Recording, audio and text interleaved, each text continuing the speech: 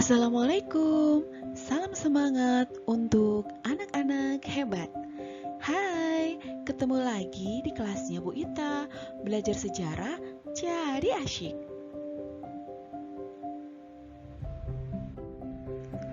Di video sebelumnya, di kelasnya Bu Ita pernah membahas mengenai sistem demokrasi liberal atau parlementer.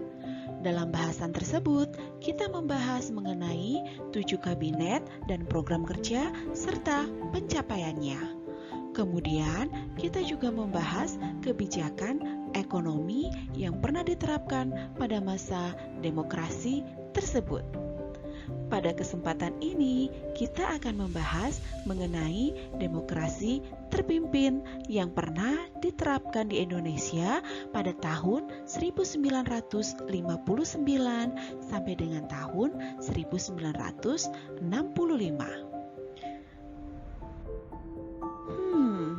Materi ini sangat menarik loh, karena pada masa demokrasi terpimpin, kita akan menjumpai sikap unik dari Insinyur Soekarno sebagai pemimpin bangsa serta kebijakan-kebijakannya yang sangat kontroversial.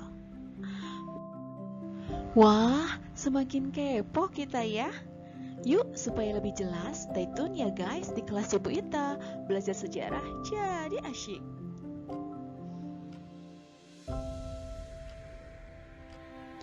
Mengapa masa tahun 1959 sampai dengan tahun 1965 disebut dengan masa demokrasi terpimpin? Hal ini dikarenakan pada sistem demokrasi yang dijalankan di tahun 1959 sampai dengan tahun 1965 menganut sistem terpusat. Jadi, segala macam kebijakan atau keputusan berada di tangan pusat atau satu orang, yakni pemimpin pemerintahan, yaitu Presiden Soekarno.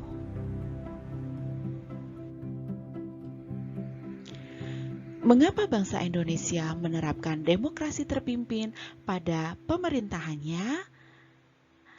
Pertama, banyak muncul gerakan separatis pada masa demokrasi liberal. Hal ini menyebabkan ketidakstabilan keamanan negara. Dan kedua, pergantian kabinet pada masa demokrasi liberal yang terlalu sering dan menyebabkan pembangunan ekonomi menjadi tersendat.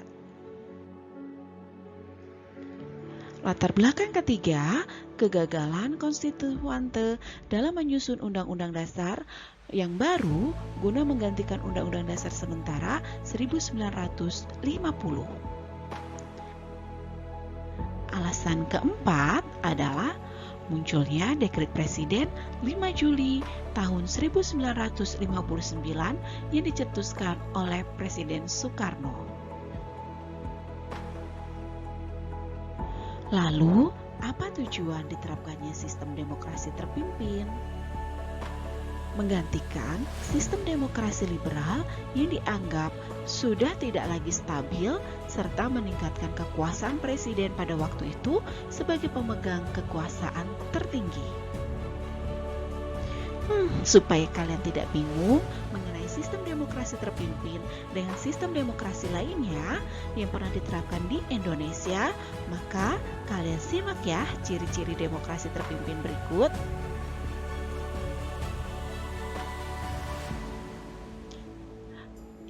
Pertama, menonjolkan presiden sebagai penguasa tertinggi sehingga pada masa ini presiden menjadi otoriter. Kedua, berlakunya kembali Undang-Undang Dasar 1945 menjadi sumber hukum di Indonesia. Ketiga, terbatasnya peranan partai politik yang ada di Indonesia. Jadi, seakan-akan keberadaan partai-partai politik di Indonesia hanya menjadi pendukung bagi kebijakan-kebijakan dari Presiden Soekarno. Yang keempat, besarnya peranan militer menjadi pendukung kuat pemerintah, sehingga menjadi kekuatan politik baru. Hal ini dikarenakan militer menjadi menjalankan politik dui fungsi, yakni sebagai garda pertahanan nasional serta memiliki sumbangsi tersendiri bagi politik pemerintahan.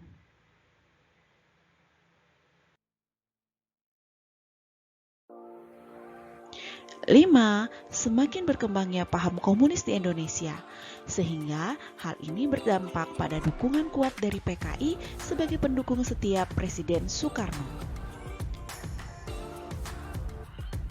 Dan ciri-ciri demokrasi terpimpin di Indonesia selanjutnya adalah lembaga legislatif lemah, sehingga dapat diatur bahkan dibubarkan presiden. Contohnya MPRS dan DPR GR.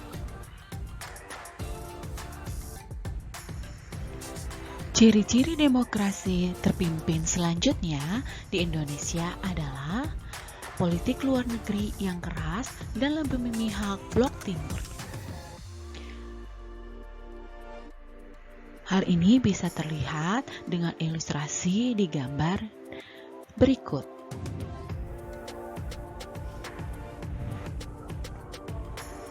Kemudian, ciri-ciri demokrasi terpimpin di Indonesia selanjutnya adalah banyak peristiwa pelanggaran hak asasi manusia atau HAM. Banyak terjadi penangkapan aktivis masyarakat yang dianggap berseberangan dengan kebijakan pemerintahan Soekarno tanpa adanya pengadilan dan mereka dijadikan sebagai tawanan politik. Contohnya di sini adalah Profesor Dr. Buya Hamka.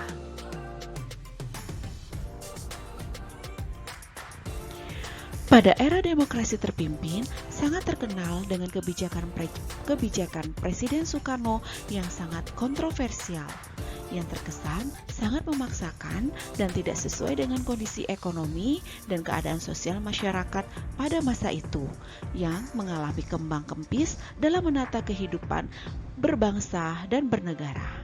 Kebijakan-kebijakan tersebut terkelompokkan menjadi kebijakan dalam negeri dan kebijakan luar negeri.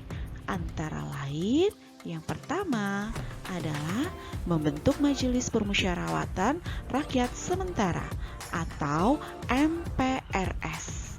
Pada kebijakan ini merupakan kebijakan yang sejalan dengan Undang-Undang Dasar 1945. Namun, kebijakan tersebut menjadi menyimpang dikarenakan yang mengangkat anggota MPRS adalah seorang presiden, di mana seharusnya melalui mekanisme resmi yaitu pemilu.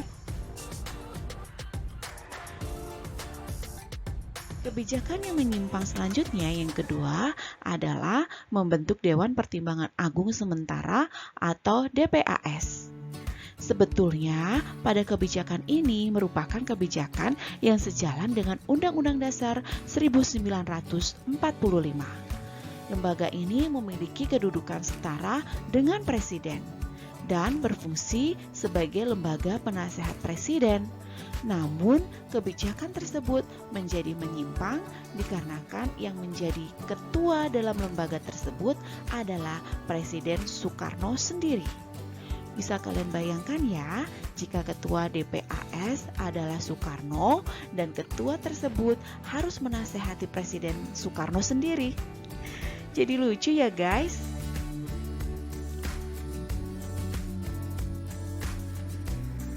Kebijakan yang ketiga adalah pidato Presiden yang berjudul Penemuan Kembali Revolusi Kita dijadikan garis-garis besar haluan negara atau GBHN dan menetapkannya sebagai manifesto politik USDEK yang memiliki kepanjangan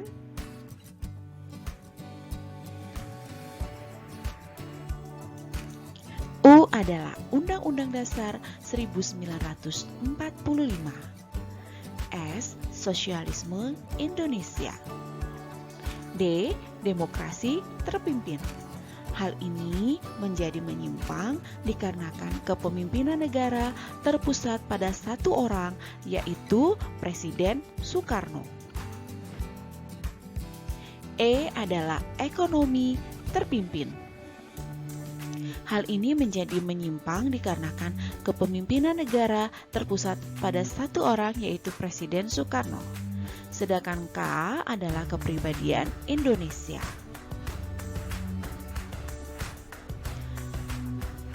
Kebijakan selanjutnya menjalankan politik Nasakom.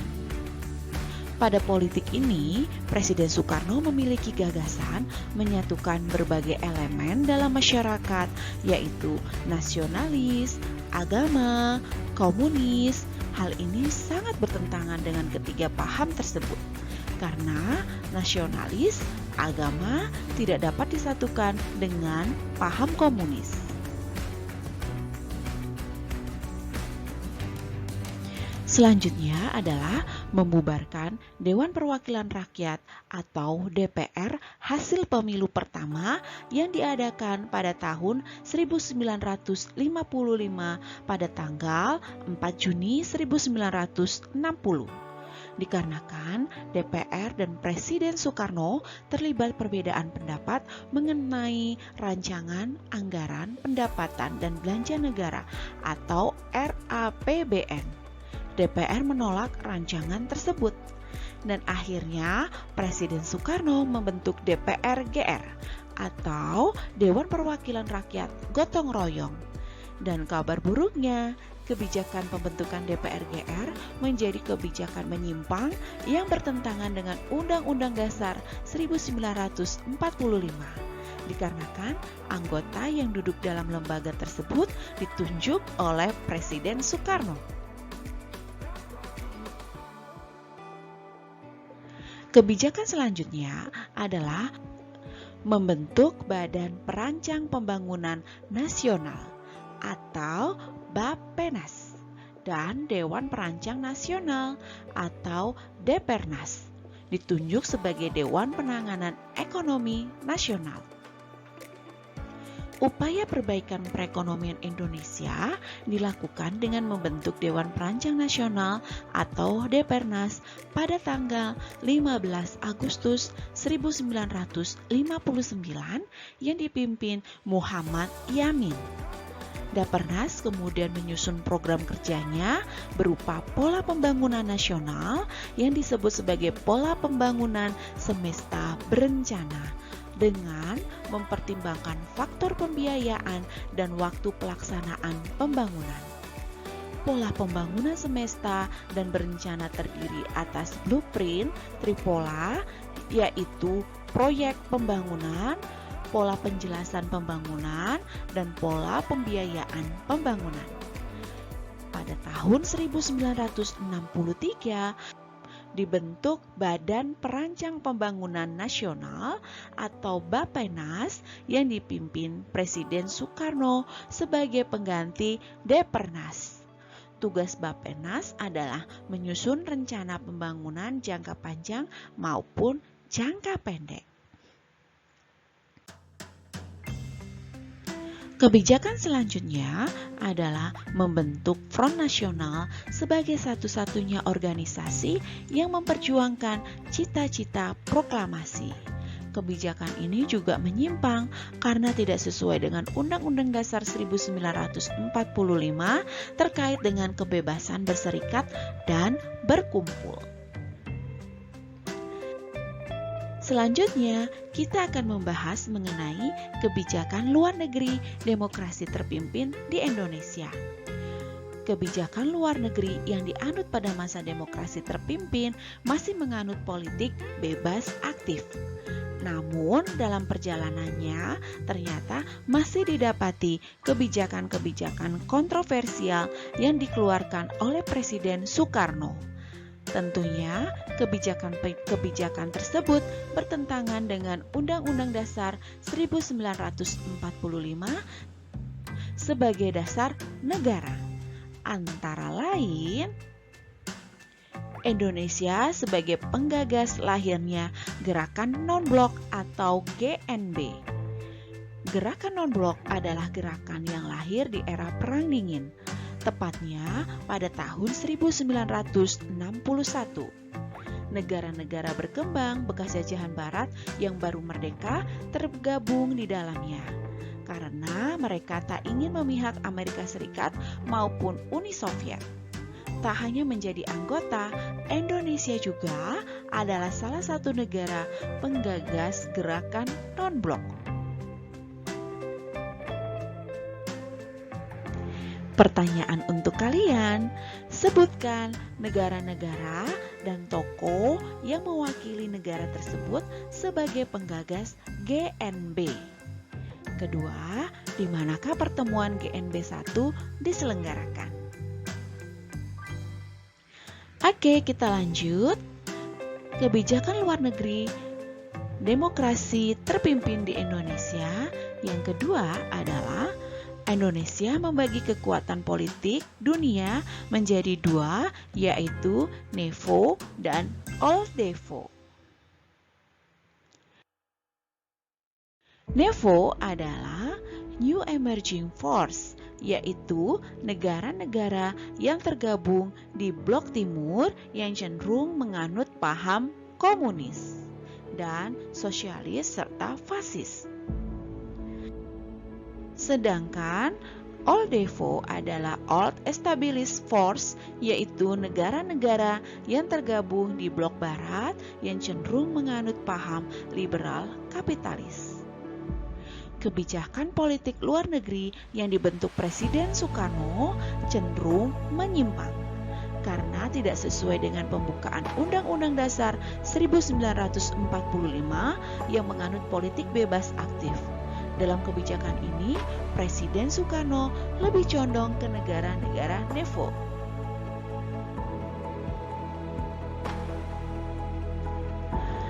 Kebijakan luar negeri pada masa demokrasi terpimpin di Indonesia yang ketiga adalah diberlakukannya politik mercusuar. Politik mercusuar adalah politik yang mengagungkan kemegahan Indonesia di mata luar negeri, seperti pembangunan Stadion Senayan, Jakarta. Stadion Senayan atau lebih dikenal dengan GBK ternyata memiliki kembaran loh. Bentuk bangunannya, gaya arsitekturnya sama persis dengan kembaran GBK ini yang berada di Moskow dan bernama Luzhniki. Kenapa bisa kembar ya guys? Karena memang sang arsitek bangunan tersebut adalah orang yang sama. Coba kita perhatikan, di depan ini merupakan penampakan dari GBK dan Luzhniki.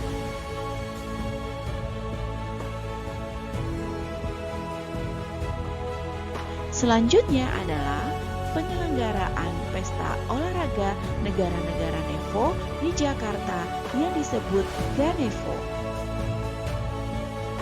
Merupakan suatu ajang olahraga yang didirikan mantan Presiden Indonesia Soekarno pada akhir tahun 1962 sebagai tandingan Olimpiade.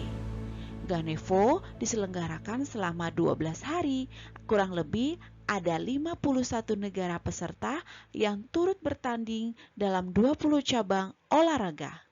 Namun, penyelenggaraan GANEVO merupakan penyelenggaraan pertama di tahun 1962 dan terakhir. Hal ini dikarenakan adanya perubahan politik di dunia dan besarnya biaya penyelenggaraan. Pertanyaan untuk kalian, apakah kepanjangan dari kata GANEVO? Selanjutnya adalah kebijakan dibangunnya Monumen Nasional Monas di Jakarta. Monumen Nasional atau Monas boleh jadi sebagai ikon Indonesia sekaligus Jakarta yang paling terkenal. Monas dibangun untuk mengenang dan melestarikan perjuangan bangsa Indonesia pada masa revolusi kemerdekaan tahun 1945. Selain itu, Monas dibangun sebagai inspirasi bangkitnya semangat Indonesia. Monas merupakan proyek ambisi Presiden Soekarno di awal 1960-an. Waktu itu, Indonesia tengah mencalonkan diri sebagai tuan rumah Asian Games keempat tahun 1962. Selain Gelora Bung Karno, Tugu Selamat Datang, dan Hotel Indonesia, Soekarno bermimpi menunjukkan kebesaran bangsa Indonesia lewat Monas. Rencana Soekarno itu dikritik keras. Saat itu, perekonomian Indonesia sedang buruk. Hutang pemerintah menggemuk, ekspor lesu, dan inflasi meroket. Namun Soekarno tetap mewujudkan mimpinya. Pembangunan Monas dimulai 17 Agustus 1961. Proses konstruksi memakan waktu hingga 14 tahun.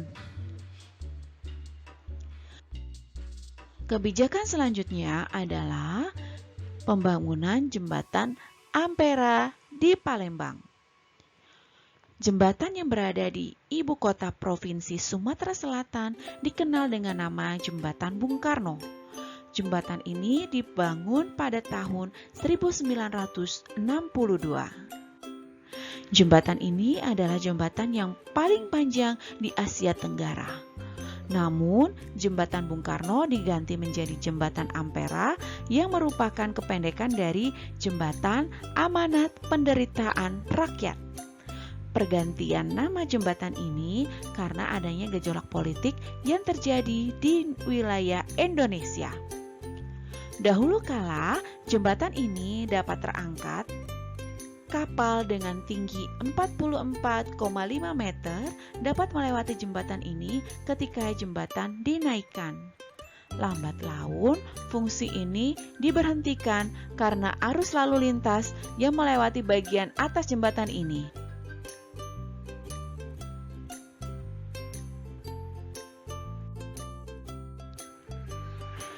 Kebijakan luar negeri demokrasi terpimpin di Indonesia selanjutnya adalah pembangunan bypass Semanggi yang merupakan flyover pertama di Indonesia.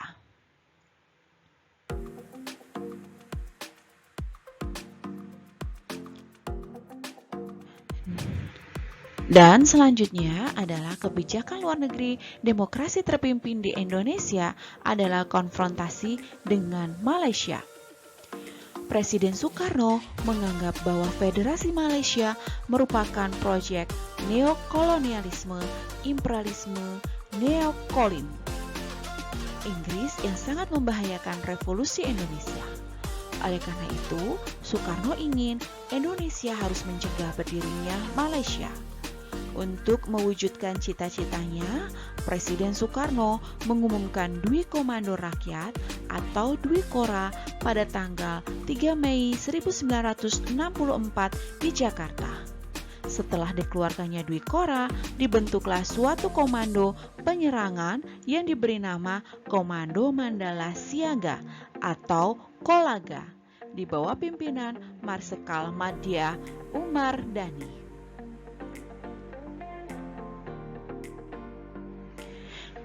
Isi dari Dwi Komando Rakyat yang pertama, perhebat ketahanan revolusi Indonesia.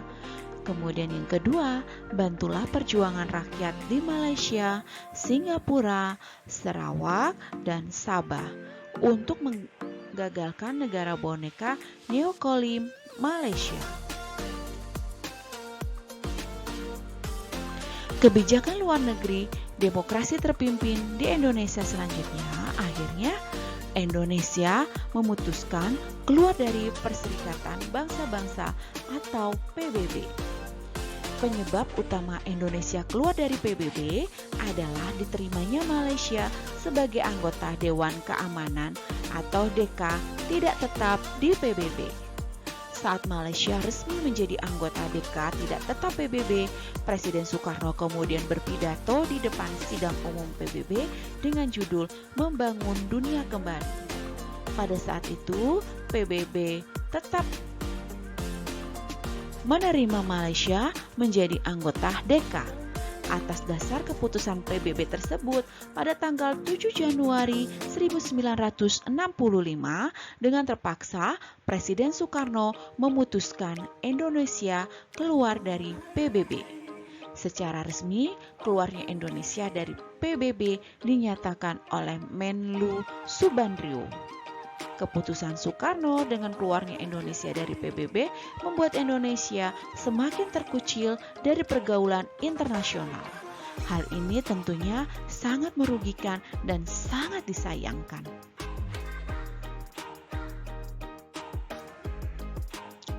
Kebijakan luar negeri demokrasi terpimpin di Indonesia selanjutnya adalah Indonesia membentuk poros Jakarta-Peking. Maksud poros ini adalah Indonesia menjalin persahabatan yang erat dengan Republik Rakyat Cina. Padahal pada waktu itu RRC merupakan blok komunis.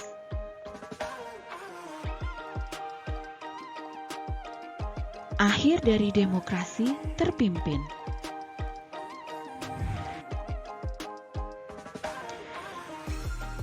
Yang pertama adalah munculnya gerakan G30S PKI. Gencarnya aktivitas politik internasional Indonesia seakan menutupi dinamika di dalam negeri. Di Jakarta, 3 poros yaitu PKI, TNI, dan Soekarno semakin kuat memberikan pengaruh satu sama lain. Posisi PKI semakin kuat sebagai pendukung politik Soekarno.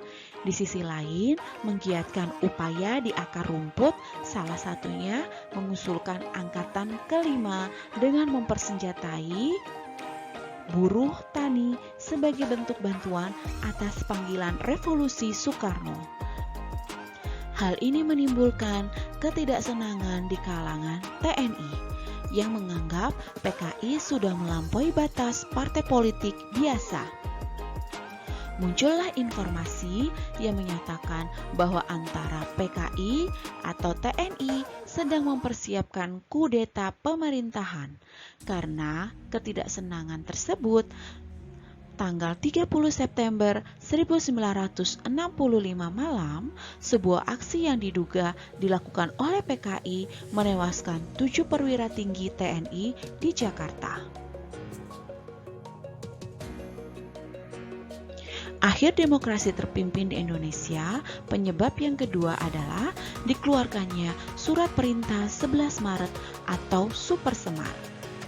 Presiden Soekarno memberikan mandat kepada Soeharto selaku Menpangat untuk mengembalikan keamanan dan wibawa pemerintah. Setelah kekacauan yang terjadi melalui Surat Perintah 11 Maret 1966 atau Super Semar, terjadilah dualisme kepemimpinan pada masa ini karena roda pemerintahan sekarang dijalankan oleh Soeharto.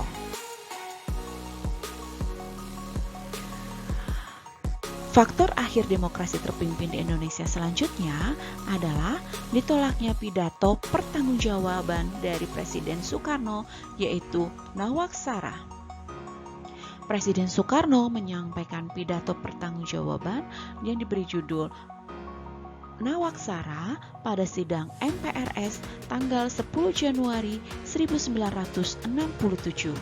Namun dianggap tidak cukup untuk mempertanggungjawabkan peristiwa yang telah terjadi dalam hampir 2 tahun ini. Pada Kamis 20 Februari, Presiden Soekarno memindahkan kekuasaan pada pengemban TAP MPRS nomor 9 MPRS 1966 yaitu Soeharto. Dengan ini, masa demokrasi terpimpin kemudian berakhir dan dipimpin oleh Soeharto, Indonesia memasuki masa Orde Baru. Pertanyaan untuk kalian, sebutkan dampak positif dan negatif penerapan demokrasi terpimpin di Indonesia. Dengan demikian, penjelasan mengenai demokrasi terpimpin di Indonesia dari kelasnya Bu Ita sudah berakhir ya. Thanks for watching and see you to the next video. Bye-bye.